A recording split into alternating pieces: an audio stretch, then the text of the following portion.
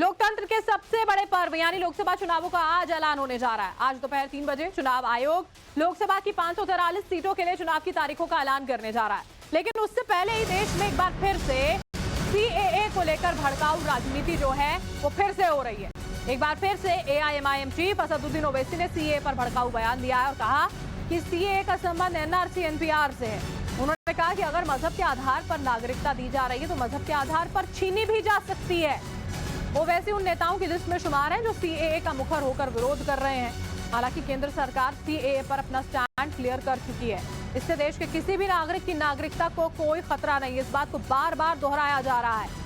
खुद गृह मंत्री ने निशाना यहां पर असदुद्दीन ओवैसी पर साधा था कि बरगलाने के प्रयास यहां ना किए जाएं। बावजूद इसके अभी लगातार ओवैसी एनआरसी एनपीआर से जोड़कर सीएए को देख रहे हैं और इससे जुड़े हुए बयान बार बार दे रहे हैं।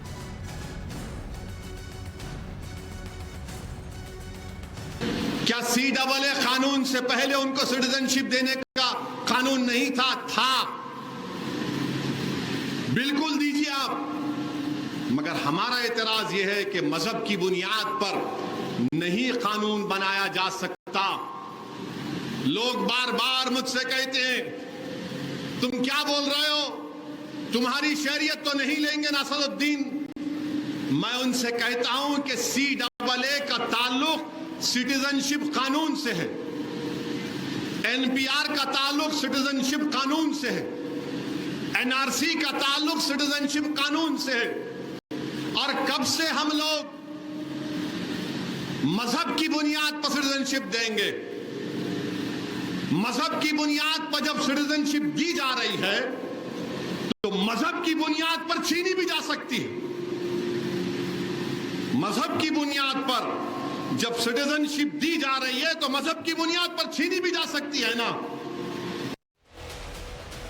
और असम के मुख्यमंत्री पर भी असदुद्दीन ओवैसी भड़के। उन्होंने कहा कि असम में जब सुप्रीम कोर्ट के आदेश पर एनआरसी हुआ तो 1600 करोड़ रुपए खर्च किए गए और उसमें 19 लाख लोगों के नाम ही नहीं आए, जिनमें से 12 लाख हिंदू थे, 1.5 लाख मुस्लिम। अब सीएए के तहत 12 लाख हिंदुओं को नागरिकता दे दी जाएगी, लेकिन मुस्लिमों का क्या होगा? असम के मुख्यमंत्री पर निशाना साधते हुए असदुद्दीन ओवैसी की ओर से ये बयान जो है वो यहां पर सामने आया।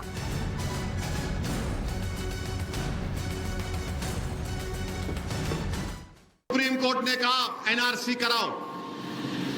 1600 करोड़ रुपए खर्च किए करके सुप्रीम कोर्ट के मातहत एनआरसी हुआ। आसाम में 19 लाख लोग के नाम नहीं आए। कितने? 19 लाख, जिसमें से 10 से 12 लाख हमारे हिंदू भाई हैं, 1.5 लाख मुसलमान हैं।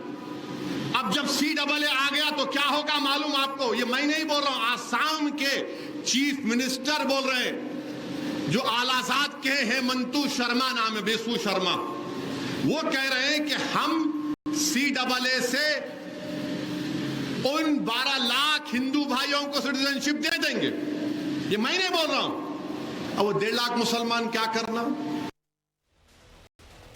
और देखिए वहीं एक बार फिर से बीजेपी ने ओवैसी के आरोपों पर सीधा जवाब देते हुए कहा कि सीएए से देश के किसी भी नागरिक की नागरिकता नहीं जाएगी, उससे खतरा नहीं है। देश के लोगों को गुमराह करने की कोशिश जो है वो यहां पर की जा रही है। इस बात को एक बार फिर से केंद्रीय मंत्री वीके सिंह की ओर से कहा गया है। बीजेपी लगातार इस बात को लेकर जवाब दे रही है। तमाम नेता जवाब दे रहे हैं कि जो बरगलाने के प्रयास किए जा रहे हैं वो सरासर गलत है, क्योंकि देश के किसी भी नागरिक की नागरिकता सीएए से नहीं जाने वाली है। उन लोगों को गुमराह करने की कोशिश की जा रही है। सीएए जो है वो देश के किसी नागरिक से ताल्लुक ही नहीं रखता।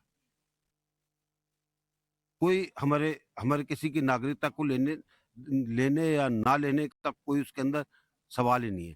ये सिर्फ उन लोगों के लिए है जो लोग आज़ादी से पहले अलग अलग जगह पर थे और वहां से प्रताड़ित होकर अगर वो वापस आते हैं देश के अंदर तो उनको कैसे देश के अंदर शामिल किया जाए, सिर्फ उनके लिए। और हमारे साथ हमारे सहयोगी इस वक्त लाइव जुड़ चुके हैं, सीधा उन्हीं का रुख कर लेते हैं। राकेश त्रिवेदी हमारे सहयोगी मुंबई से जुड़े हुए हैं, रविकांत राय भी हमारे साथ हैं। राकेश, पहले आपका यहाँ पर रुख कर लेते हैं। बार बार जैसे ही ये खबर यहां पर सीए को लेकर आती है, बार बार असदुद्दीन ओवैसी इसी तरह की बयानबाजी कर रहे हैं। चुनावों से ठीक पहले सिर्फ बरगलाने के प्रयास और जो वहां पर नियम कायदे हैं उनको अलग तरह से पेश करने की कोशिश।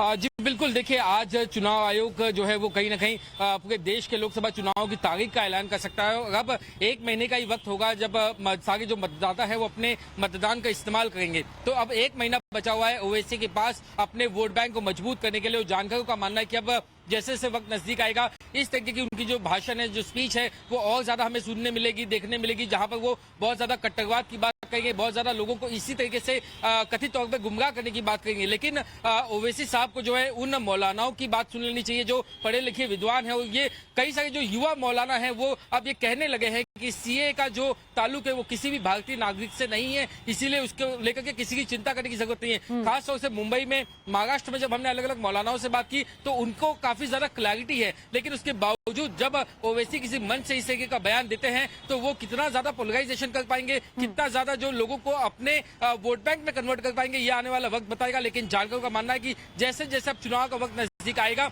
ओवैसी की तरफ से ऐसी जो कोशिशें हैं वो और भी ज्यादा बढ़ने लगेंगी। इस तरह की कोशिशें लगातार यहाँ पर की जाएंगी। रविकांत भी हमारे साथ जुड़े हुए। रविकांत, जैसे ही ओवैसी इस तरह के बयान देते हैं, बीजेपी की ओर से पलटवार किया जा रहा है। बार बार ये कहा जा रहा है कि ये और कुछ नहीं, महज वोट बैंक की राजनीति है। रविकांत, देखिए बरखा, ये बयान उस वक्त आया है जब चुनाव आयोग आज 3 बजे प्रेस कॉन्फ्रेंस का ऐलान करेगा, तारीखें सामने आ जाएंगी। अभी तक ऑपोजिशन जो है ध्रुवीकरण की पिच को पूरी तरीके से तैयार नहीं कर पाया है। जिस तरीके से भारतीय जनता पार्टी और सरकार तैयारी कर रही है लोकसभा चुनाव की रूलिंग पार्टी होने के नाते, अब ऑपोजिशन को लगता है कि एक वोट बैंक को हम सीए के आधार पर ही कंसोलिडेट कर पाएंगे, एकजुट कर पाएंगे। जब देश के गृहमंत्री ने एक इंटरव्यू में साफ तौर पर कहा कि सीए का कानून सिर्फ नागरिकता देने के लिए, भारत के नागरिक से इसका कोई वास्ता नहीं, किसी भी प्रकार से कोई नागरिकता इस कानून के माध्यम से छीनी ही नहीं जा सकती, उसका प्रावधान ही इस कानून में नहीं है। ऐसे में जितने भी ऑपोजिशन के लीडर्स हैं, चाहे ओवैसी हो, ममता बनर्जी हो, केरल के लोग हैं, वो बार बार इस बात को कह रहे थे कि हम पहले तो इस कानून को इंप्लीमेंट ही नहीं करेंगे, जो अधिकार राज्यों के पास नहीं है। इंप्लीमेंट होगा क्योंकि ये केंद्र का कानून था। अब ये कहा जा रहा है कि सीए जो है वो एनआरसी से जुड़ा हुआ है, इसका भी कोई सीधा ताल्लुक नहीं है। ये सीधे तौर पर वोट बैंक की पॉलिटिक्स के तहत इस तरीके के स्टेटमेंट दिए जा रहे हैं ताकि अपने वोटर्स को साधा जा सके, उनको ये बताया जा सके कि जो रूलिंग पार्टी है बीजेपी, वो किस तरीके से एक वर्ग को टारगेट कर रही है और भविष्य में हो सकता है कि आपकी नागरिकता को ले लिया जाए, जिसकी कोई संभावना नहीं है क्योंकि ये तथ्यों के आधार पर इस तरीके के बयान नहीं दिए जा रहे। ये सिर्फ चुनाव को ध्यान में रखकर ये बयान दिए जा रहे हैं। इस तरह की बयानबाजी जो है वो सिर्फ और सिर्फ वोट बैंक को साधने के लिए की जा रही है। राकेश, आपका बहुत शुक्रिया। रविकांत, आप हमारे साथ बने रहिएगा, आगे भी मैं आपका यहाँ पर रुख करेंगे। इसी बीच में एक और